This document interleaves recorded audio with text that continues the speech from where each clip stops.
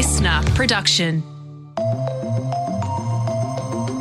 It would be appropriate, in my view, for Scott Morrison to resign and to leave Parliament. Will you resign over this? Well, of course not. And there's a couple of reasons for that. 10,000 Australians... Can everyone get off the grass, please? Sure. Let's just move back from there. Hey, guys, I've just reseated that. Please, off the thing. Sorry, mate. All good? That's all good. Thanks. Hey there, Bension Siebert here for the briefing. Scomo is finally calling it. The former PM, Scott Morrison, will be announcing his resignation from federal parliament. The 9 newspapers are reporting that he told his colleagues he will officially resign when federal parliament returns for the year in the first week of February. It closes a really wild chapter in Australian political history. Scott Morrison was first elected to parliament in the 2007 election that saw Kevin Rudd in the top job. Most Australians probably came to know him as Immigration Minister, where he presided over Operation Sovereign Borders. You might remember he famously got that weird statue in the shape of a boat that said, "I stopped these." He was later Social Services Minister under Tony Abbott. You might also remember the robo-debt scandal. Then he was Treasurer, and he toppled Malcolm Turnbull to become Prime Minister in 2018. As PM, he came to grief over a very badly timed holiday to Hawaii while much of Australia burned in the 2019-2020 bushfires. He also gained a reputation for secrecy, famously signing a massive AUKUS submarine deal with the United States and Britain, snubbing France along the way. He led the country through the COVID crisis and finally lost the prime ministership when Anthony Albanese's Labor Party defeated the coalition in 2022. And of course, it wasn't until later that we found out he'd held secret ministries while he was in the top job. Joining me to unpack today's news and the legacy that Scott Morrison leaves behind us is Tom McIlroy, federal political correspondent for the Financial Review. Tom, thanks so much for joining us on what must be a very hectic day. Did people see this coming?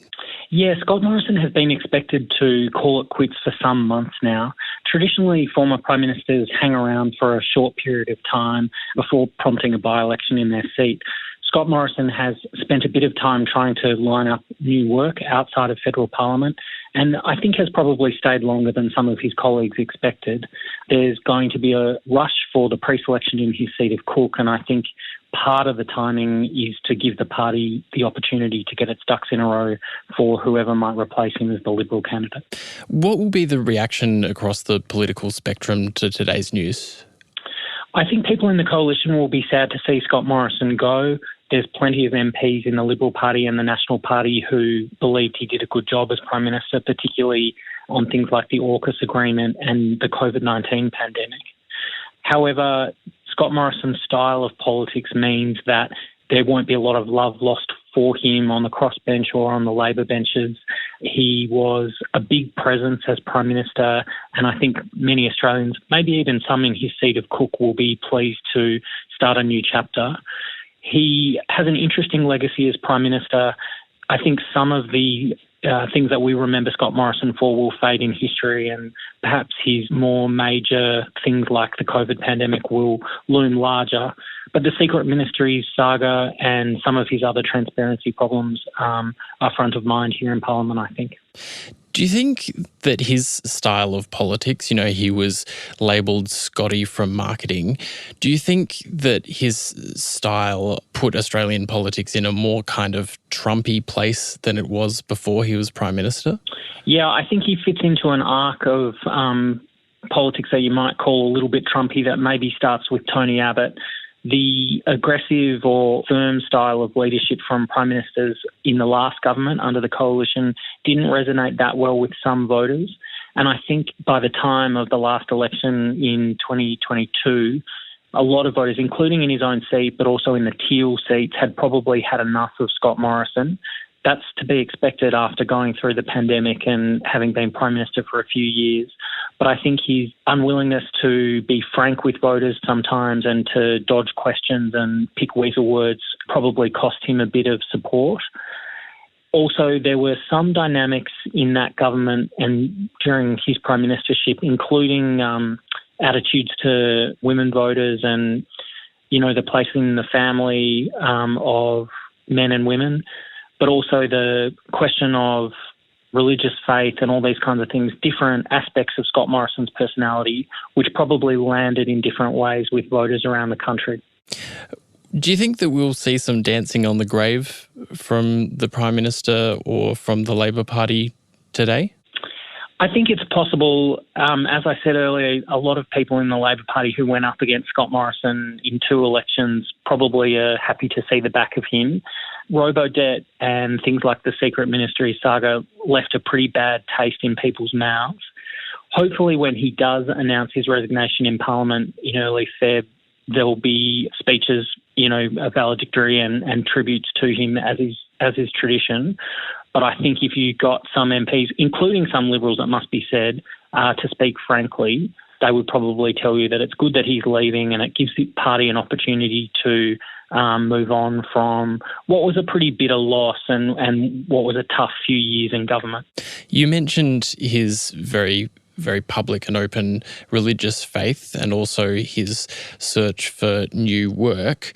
What do you think is next for Scott Morrison? What can we expect from him? And is he likely to stay in public life like some other former Prime Ministers have? My sense is that he probably will seek to stay in public life. I think it's good that former Prime Ministers contribute to important national debates. It looks like he's going to take work with some international relations firms, potentially working a bit in the United States.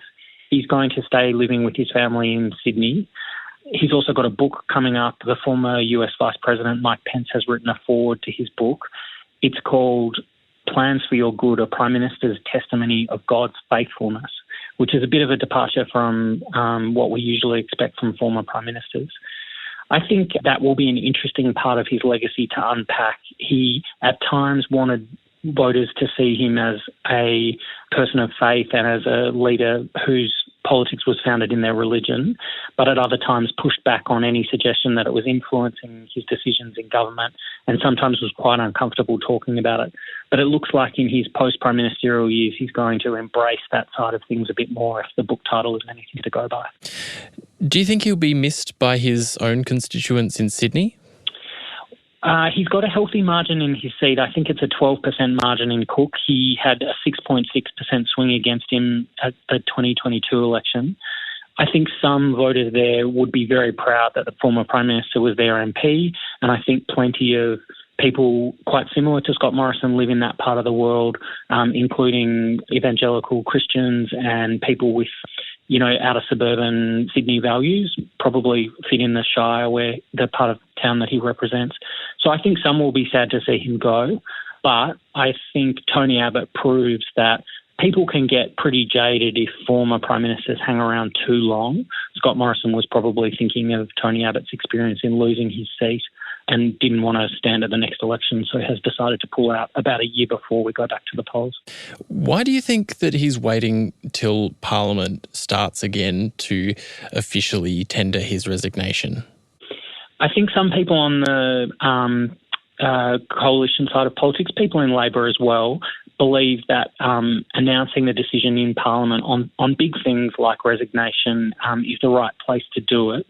It will allow him to give a valedictory speech and he'll be able to give an assessment of his own career in that speech and listen to tributes from colleagues and former ministers and that kind of thing.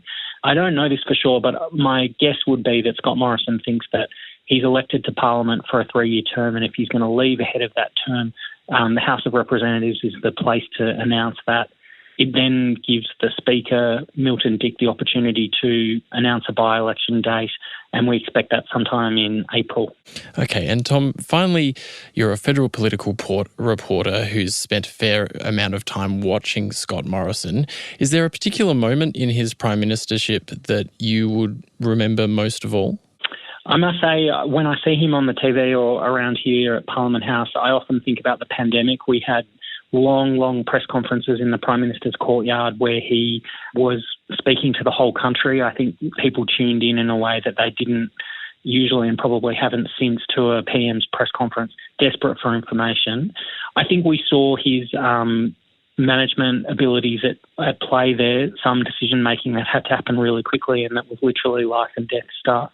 So, yeah, that's the memory that comes to mind. I followed him around on a couple of election campaigns as well. So, yeah, I've put a few questions to Scott Morrison over the years, and I'll think about those campaigns as well.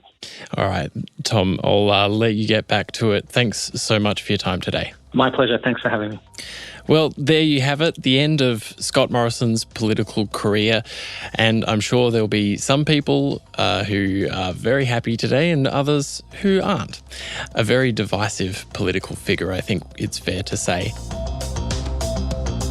We'll be back tomorrow at 6 a.m. with the morning edition, and hit us up on Instagram. We're asking you what you think of the resignation of Scott Morrison today. I'm Bension Siebert. Thanks so much for listening.